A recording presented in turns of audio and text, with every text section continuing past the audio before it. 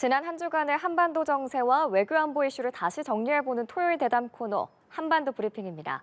연합뉴스TV 베이징 특파원과 연합뉴스 북한부를 거쳐 현재 국제 분야를 맡고 있는 이봉석 기자 나와 있습니다. 어서 오세요. 네, 먼저 오늘 주요 이슈부터 소개해 주시죠. 네, 오늘은 북한의 핵 위협 소식을 집중적으로 전해드리겠습니다.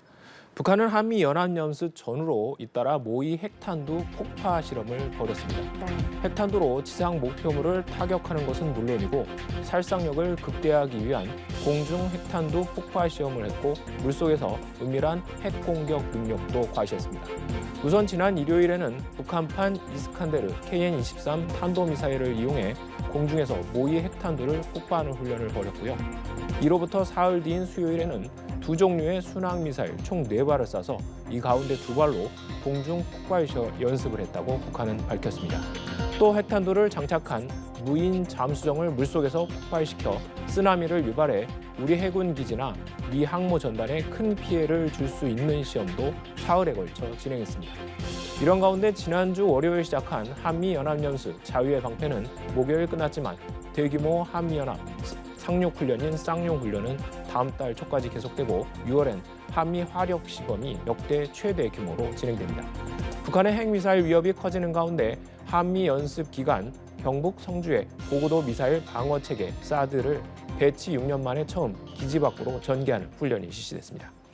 네, 지난주 잠수함 발사 순항미사일, 또 대륙간 탄도미사일 등에 이어서 북한이 지난 일요일에도 이 단거리 탄도미사일을 쏘면서 무력 도발에 나섰습니다. 이 소식부터 전해주시죠.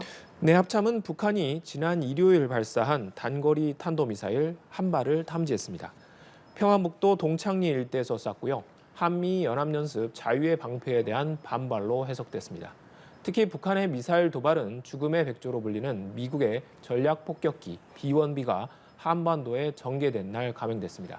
B-1B는 대북 억제력에 대한 과시 차원에서 우리 공군의 F-35 스텔스 전투기 등과 연합 공중훈련을 실시했습니다. 하지만 다음 날이죠. 월요일 북한 발표를 통해 단순한 미사일 발사 훈련이 아니었음이 드러났습니다.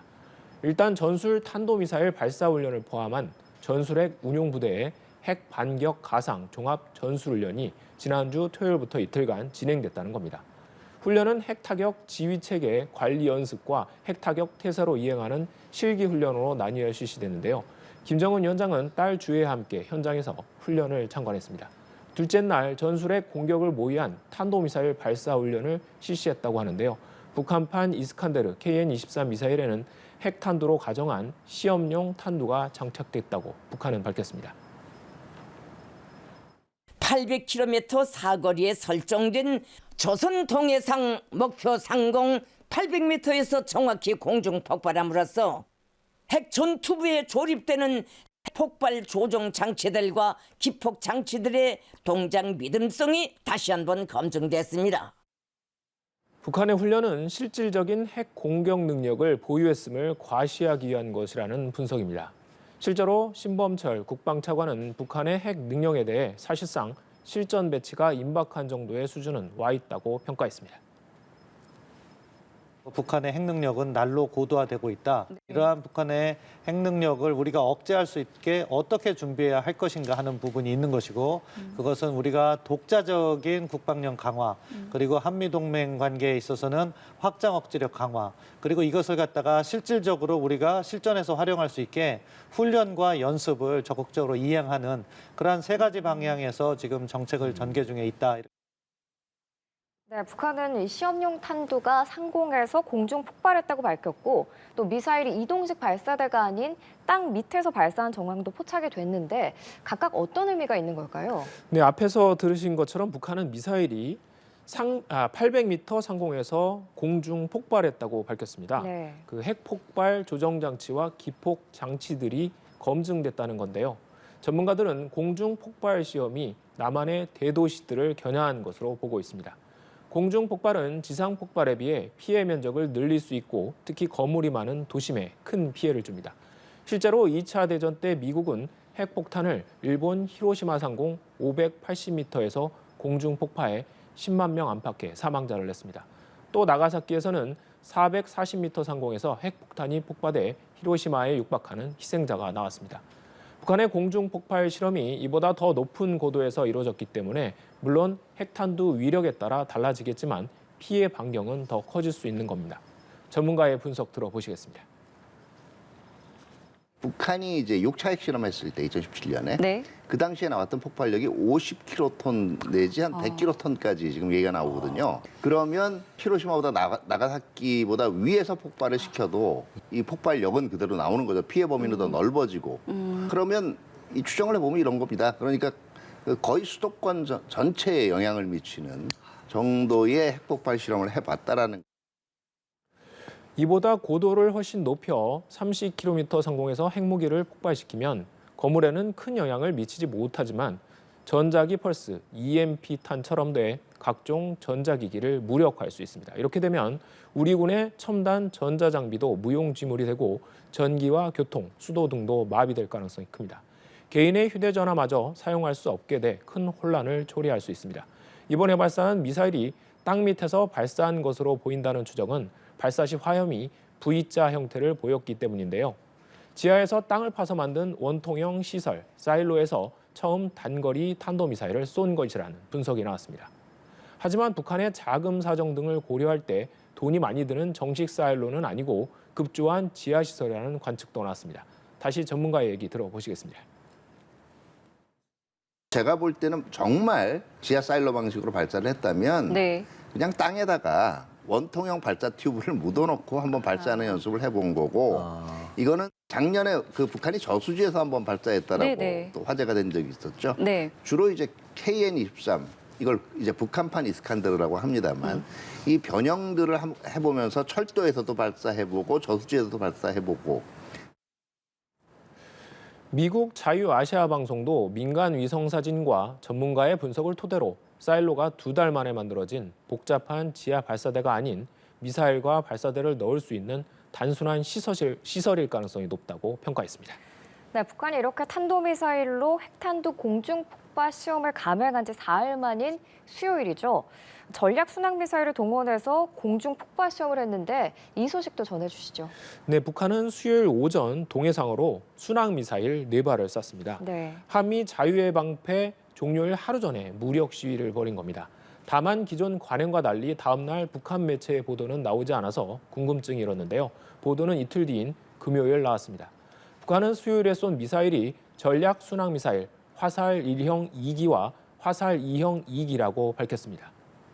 함경남도 함흥시 흥남구역에서 발사해 각각 1,500km와 1,800km 거리를 날아갔다고 하는데요. 고도 600m에서 핵탄두의 공중폭발 시험도 벌였다고 합니다. 기종별로 각각 한 발씩 설정 고도 600m에서의 공중폭발 타격 방식을 적용하면서 핵폭발 조종 장치들과 기폭 장치들의 동작 믿음성을 다시 한번 검증했습니다. 네, 이 순항미사일을 이용한 공중 핵폭발 연습을 벌였다고 밝힌 날 북한이 새로운 무기를 공개했습니다. 무인 수중 핵 공격정인데 이게 어떤 무기인가요? 네, 말씀하신 대로 북한은 새로운 수중 공격형 무기 체계에 대한 시험을 벌였다고 밝혔습니다. 네. 시험은 화요일부터 사흘간 진행됐고요. 이 무기 체계는 은밀하게 잠행해 수중 폭발로 초강력 방사능 쓰나미를 일으켜 군함 편대와 군사항구를 파괴할 수 있다고 하는데요. 그러니까 쉽게 말하면 핵폭탄을 터뜨리는 무인 잠수정, 수중 드론이라는 겁니다. 수중 핵 전략 무기의 사명은 은밀하게 작전 수요계로 자망하여 수중 폭발로 초강력적인 방사능 해일을 일으켜 적의 함선 집단들과 주요 작전항을 파괴 소멸하는 것입니다. 북한 매체는 비밀 병기라면서 김정은 위원장이 해일이라는 이름이 붙은 이 신형 무기에 대한 시험을 참관했다고 보도했습니다. 북한은 무인 잠수정이 타원 그리고 팔자형 경로를 그리며 59시간 넘게 물속에서 다니다가 목요일 오후 목표에 도달한 뒤 시험용 핵탄두가 수중 폭발했다고 설명했습니다. 시험이 성공해 치명적인 타격 능력을 완벽하게 입증했다는 게 북한의 주장입니다. 부산과 진해 등 남한의 해군 작전기지 그리고 유사시 한반도에 투입되는 핵추진 항공모함 등 미 해군 증원 전력에 대한 직접 타격 능력을 과시한 것으로 풀이됩니다. 북한의 수중 핵 드론 해일은 러시아가 공개한 포세이돈과 유사합니다. 포세이돈은 수준 드론 또는 핵 추진 어뢰로 불리는 무기 체계로 핵탄두와 재래식 탄두를 모두 탑재할 수 있습니다. 북한이 수중 발사 핵 전략 무기를 공개하면서 김정은 위원장이 제시한 국방력 발전 5개년 계획의 핵심 5대 과업 가운데 핵 잠수함 등만 남게 됐습니다. 북한이 수중 핵 드론을 공개한 날은 서해 수호의 날이었습니다. 행사에 참석한 윤석열 대통령은 기념사를 하면서 울먹이는 목소리로 서해 용사 55명의 이름을 한 명 한 명 불렀고요. 북한의 도발에 대해 경고했습니다. 북한의 무모한 도발은 반드시 대가를 치르도록 할 것입니다. 북한은 한미연습 전후에 2, 3일 간격으로 미사일을 쐈습니다. 특징적인 것은 북한이 모두 핵 탑재가 가능하다고 주장하는 무기들이라는 점입니다. 또 수중과 공중, 지상 등 핵 탑재 플랫폼의 다변화를 시도했고요. 기존의 이동식 발사대뿐 아니라 호숫가와 잠수함, 야산, 땅속 등 발사 방식도 다양화해 요격망을 피하려는 모습이었습니다. 네, 한미 연합연습 자유의 방패가 목요일에 끝나긴 했지만 또 6월에는 한미가 역대 최대 규모 화력 시험을 벌이고요. 또 사드가 배치된 지 6년 만에 기지 밖으로 전개가 됐죠. 네, 말씀하신 대로 한미 연습 자유의 방패는 목요일 끝났고요. 네.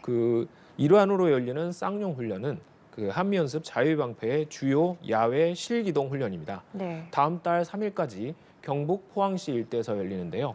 2018년까지 여단급으로 열리다가 5년 만에 4단급으로 확대돼 부활했습니다. 특히 훈련에 참여한 강습 상륙함 마킨 아일랜드함은 2,800여 명이 탑승할 수 있고 스텔스 전투기 F-35B를 20대까지 탑재할 수 있어서 소형 항공모함으로 불립니다. 올해 영국 해병대 코만도 한계중대 병력도 처음 참가했습니다. 한미 양국은 오는 6월에는 역대 최대 규모의 화력 시범에 나섭니다. 한미 연합 전력과 육해공 합동 전력이 최신 무기를 동원해 적의 도발 시 응징 경멸 능력을 시연하는 훈련입니다. 이런 개념의 화력 시범은 과거에 11차례만 열렸습니다. 이 훈련은 올해 한미 동맹과 정전협정 체결 70주년, 국군의 날 75주년을 기념해 열리는 건데요. 국방부는 같은 취지에서 9월 말 국군의 날 행사를 한국형 삼축 체계를 포함해 한미 동맹의 압도적인 대북 억제력을 부각하는 형식으로 추진할 계획입니다. 행사엔 주한미군도 참여합니다. 국방부 관계자는 김정은 정권이 두려움을 가지도록 하는 계기를 만들 것이라고 강조했습니다. 한미 연습에 각종 도발을 벌인 북한이 이를 핑계 삼아 또 무력 시위를 벌일 가능성이 커 보입니다. 또 목요일 끝난 한미 연합연습 자유방패 기간에는 사드 발사대가 처음 경북 성주 기지 밖으로 전개됐습니다. 사드는 배치 초기 유선으로만 연결돼 있었는데요. 작년 말 관련 장비가 반입되면서 원격 조종이 가능해졌습니다. 이렇게 되면 탄도탄 방어 범위를 더 넓힐 수 있다고 합니다. 핵폭탄을 공중에서 폭발시키면 살상력이 극대화돼서 핵 공격은 일반적으로 공중 폭발로 이루어집니다. 북한은 탄도미사일과 순항미사일을 다 가지고 공중 폭발 시험을 벌였는데요. 또 탄도미사일과 순항미사일을 섞어 쓰면 요격은 어려워집니다. 북한이 이번에 새로 공개한 수중 핵드론도 물속에서 은밀하게 침투해 함선과 군상을 공격할 수 있다는 점에서 큰 위협으로 다가오고 있습니다.